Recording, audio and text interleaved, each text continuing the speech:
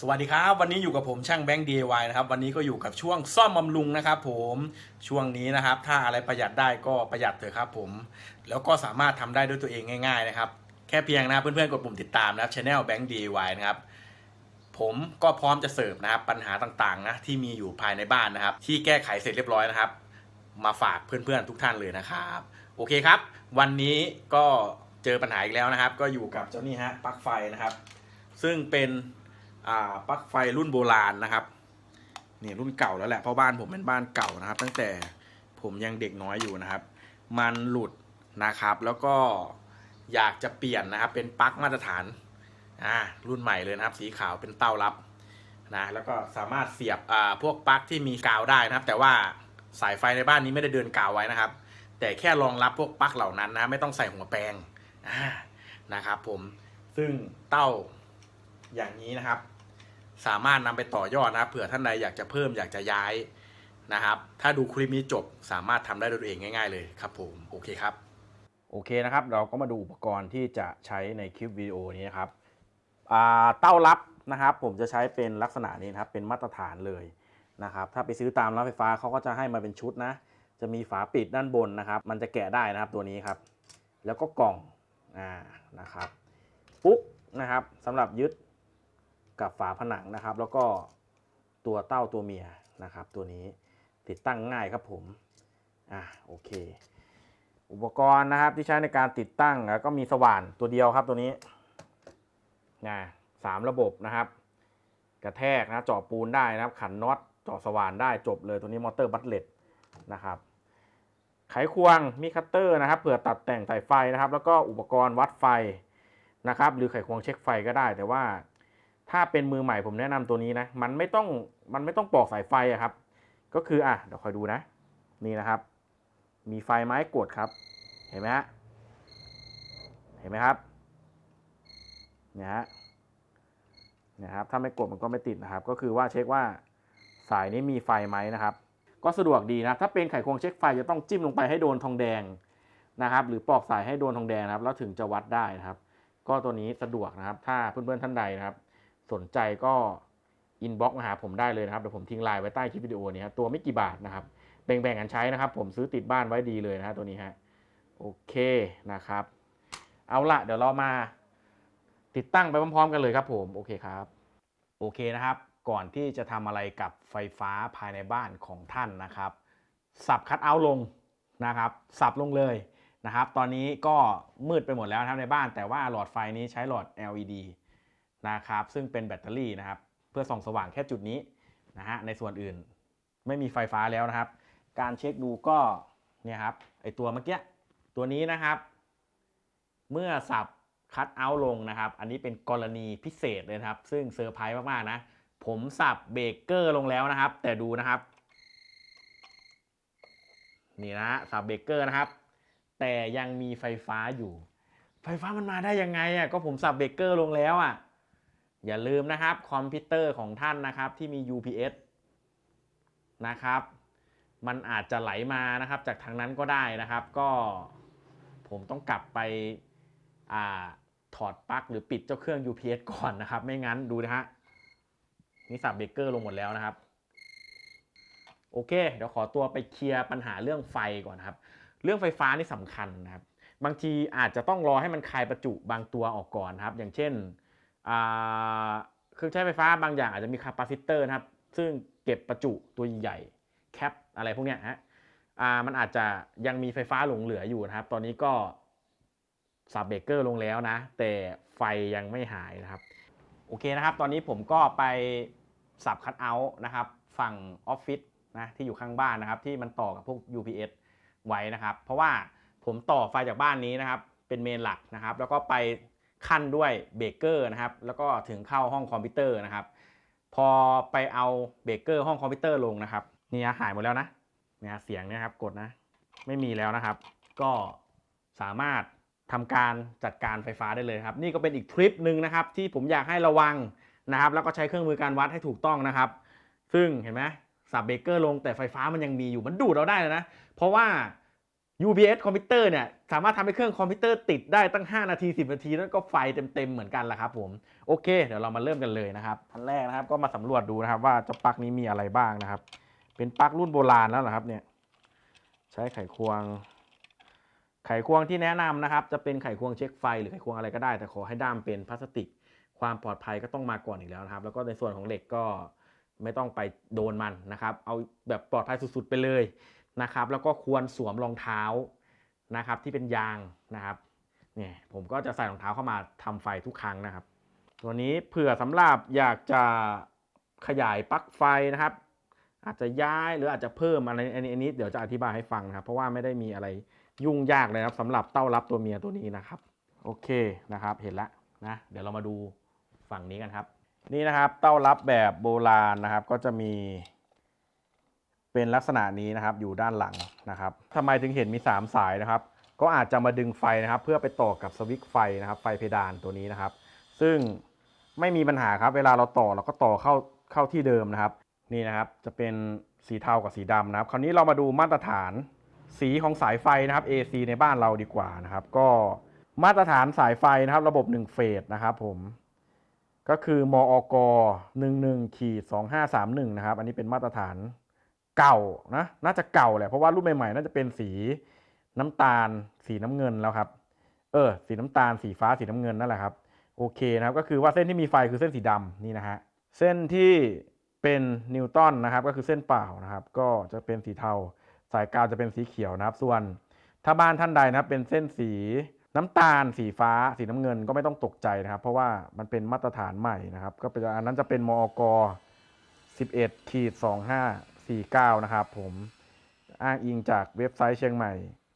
Air Care นะครับตัวนี้โอเคต้องขอบคุณเจ้าของเว็บไซต์ด้วยครับ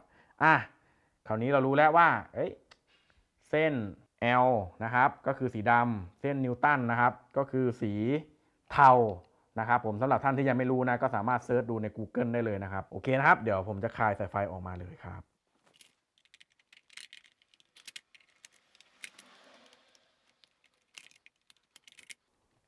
เสร็จแล้วนะครับก็จะได้3 เส้นในลักษณะนี้นะครับแต่ถ้าเป็นเต้ารับเปล่าๆนะครับก็ไม่ต้องดึงมานะครับก็จะเหลือแค่2 เส้นนะครับ LN นะครับตัวนี้โอเค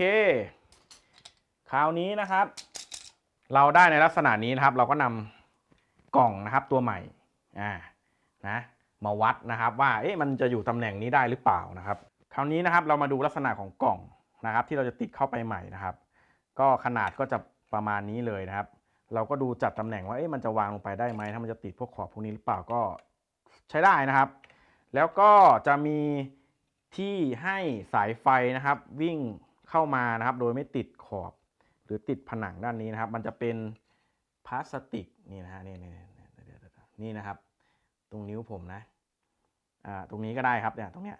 มันจะตัดออกได้นะครับมันจะมีลักษณะค่อนข้างบางนะครับมองเห็นไหมตรงนี้ลักษณะบางนะครับสามารถใช้ครีมนะครับผมจะใช้ครีมเลยเดี๋ยวดูก่อนนะตัวหนังสือกลับหัวไม่เป็นไรเนาะ นะครับกลัวเพื่อนๆไม่เห็นไงนี่นะครับใช้ครีมนะครับค่อยๆเอาออกนะครับซึ่งให้สายไฟนะครับเข้ามาในช่องนี้นะครับแล้วมันจะไม่ติดกับกล่องนะครับขอบของกล่องถ้าเกิดเราไม่ตัดตรงนี้ออกนะครับสายไฟจะวางอยู่ด้านขอบพอดีแล้วเวลาประกบเข้ากับฝาผนังมันจะไม่แนบชิดนะครับขั้นแรกนะครับใส่เลยครับวัดก่อนเลยนะครับว่าจะเจาะตรงไหนนะครับตัวนี้ไฟไม่มีแล้วเห็นไหมผมจับไปดูแล้วนะครับถ้าวัดไม่ชัวร์หรือไม่มีความรู้ไม่แนะนำให้จับสายอย่างนี้เลยนะครับเพราะจะเป็นอันตรายได้นะครับผมนี่นะครับเจ้าตัวกล่องตัวใหม่ของเรานะจะอยู่ในลักษณะนี้นะครับ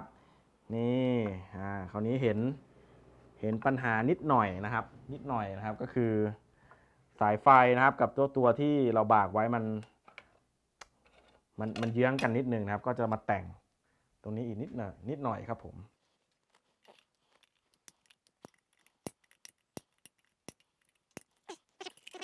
โอเคครับผมแนบชิดสนิทใจนะคราวนี้นะครับพอเราได้ระดับนี้แล้วยังไม่ต้องสนใจเรื่องสายไฟอะไรทั้งสิ้นนะครับมาร์กตำแหน่งนะครับที่เราจะเจาะนะครับรู นะครับร้อยปุ๊กนะอาจจะเป็นปากกานะครับหรืออาจจะอะไรขีดไว้ก็ได้นะครับ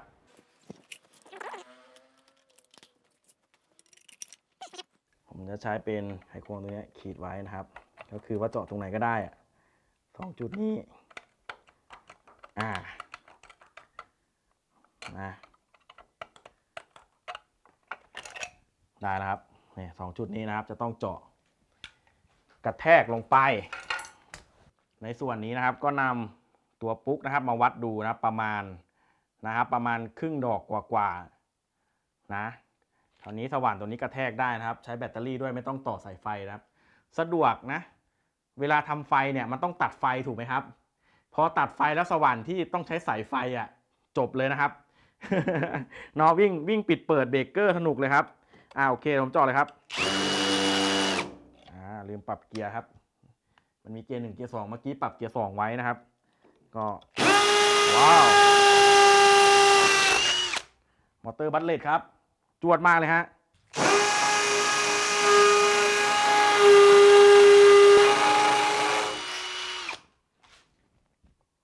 โอ้สุดยอดไปเลยครับโอเคครับเมื่อเจาะเสร็จเรียบร้อยแล้วนะครับก็ตอกพุกลงไปเลยครับพุกที่เขาให้มานะฮะค่อยๆตีนะครับไม่เป็นไรนะครับถ้ามันจะบี้มันจะแบนยังไงก็เอาคัตเตอร์ตัดออกได้นะครับเพราะว่าเราเน้นที่ถ้ามันไม่เข้านะครับเราก็คว้านด้วยสว่านเหมือนเดิมครับ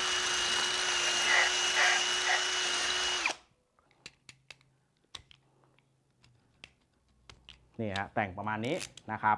เสร็จแล้วใส่กล่องเข้าไปเลยครับผมนำสายไฟนะครับเข้ามาในกล่องให้หมดเลยนะครับทางช่องด้านบนนี้นะที่เราบากไว้นะครับช่องตรงนี้เข้ามาได้เลยครับโอเคนะครับเราจะเห็นตำแหน่งนะที่เราเจาะใส่พุกไปแล้วขันน็อตเข้าไปเลยนะครับเบาๆนะครับเพราะว่าปรับเป็นเกียร์ 1โอเคเกียร์ 1นะครับค่อยๆครับนี่มันคากระแทกอยู่นะครับเดี๋ยวปรับเป็นขันน็อตนะครับ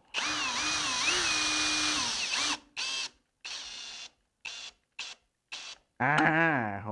สุดยอดเลยฮะนี่นะครับแนบแน่นนะครับแล้วก็แยกสายไฟออก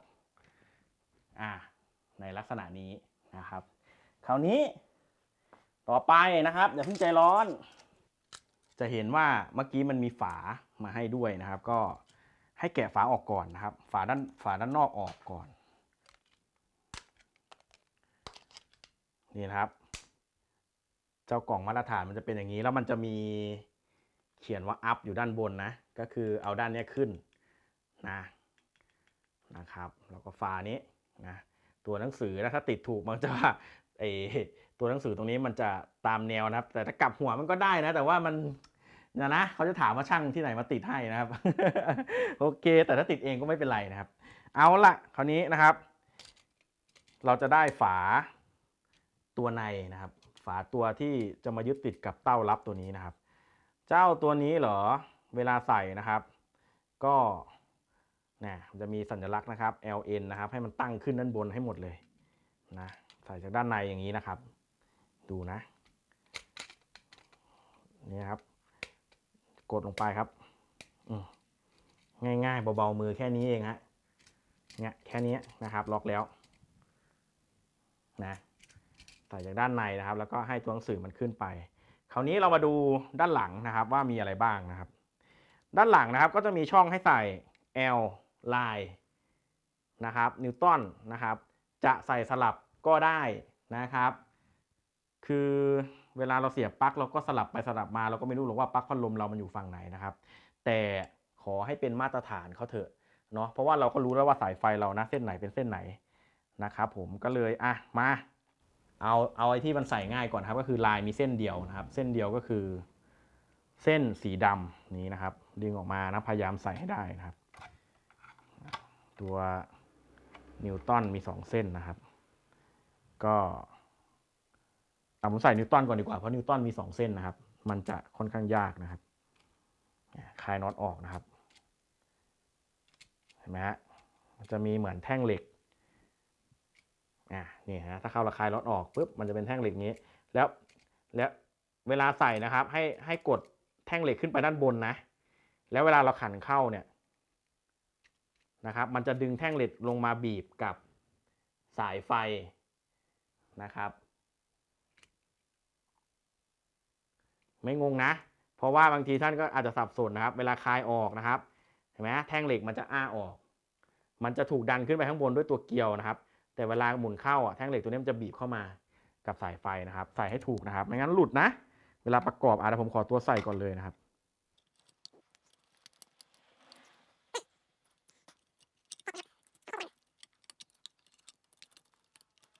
นี่นะครับเพื่อนๆจะได้ลักษณะนี้นะครับก็คือพอขันเข้าแน่นเสร็จมันก็จะคาจึงดึงอยู่อย่างเงี้ยฮะ2 ด้านนะครับ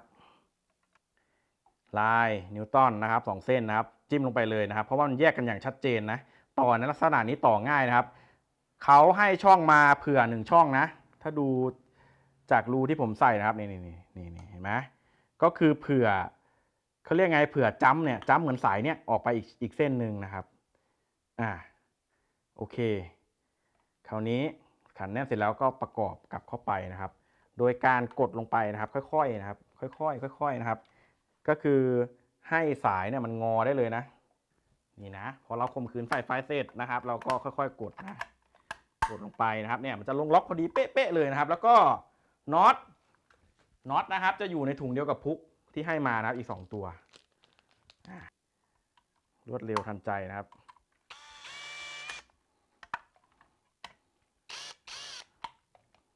โอเคนะครับเสร็จแล้วนะครับฝาหน้ากากนะครับมันจะมีสลักเห็นไหม1 2 3 4นะครับมันจะเข้าไปที่ช่องนี้นะครับหันเอาตัวหนังสือขึ้นนะครับกดเสร็จแล้วครับง่ายไหมครับก็ผมว่ามันง่ายนะต่ออย่างเงี้ยก็คือว่ามันก็มีสายไฟ2 เส้นนะครับพอเข้าเสร็จเดี๋ยวเขาก็แยกของเขาเองนะครับด้วยกล่องตรงนี้ก็นี่ก็คือกล่องมาตรฐานนะครับมาตรฐานจะเป็นลักษณะนี้คือรุ่นใหม่แล้วแหละถ้าเป็นอย่างเงี้ยปลั๊กอย่างเงี้ยสีดูจากสีนะครับก็น่าจะเป็นรุ่นเก่าแล้วครับอันนี้ก็เป็นเบรกเกอร์รุ่นใหม่ละโอเคเป็นยังไงกันบ้างครับเพื่อนๆครับกับการต่อไฟนะครับในลักษณะเต้ารับนะครับ DIY ทำเองง่ายๆนะครับก็ออกมาได้ดีเลยทีเดียวนะครับเพราะว่าตัวเก่ามันเกิดการใช้งานแล้วมันหลุดแล้วผมกลัวมันจะเป็นอันตรายนะครับก็เลยจัดทำคลิปวิดีโอสอนซะเลยนะครับวันนี้ก็ดูนะครับ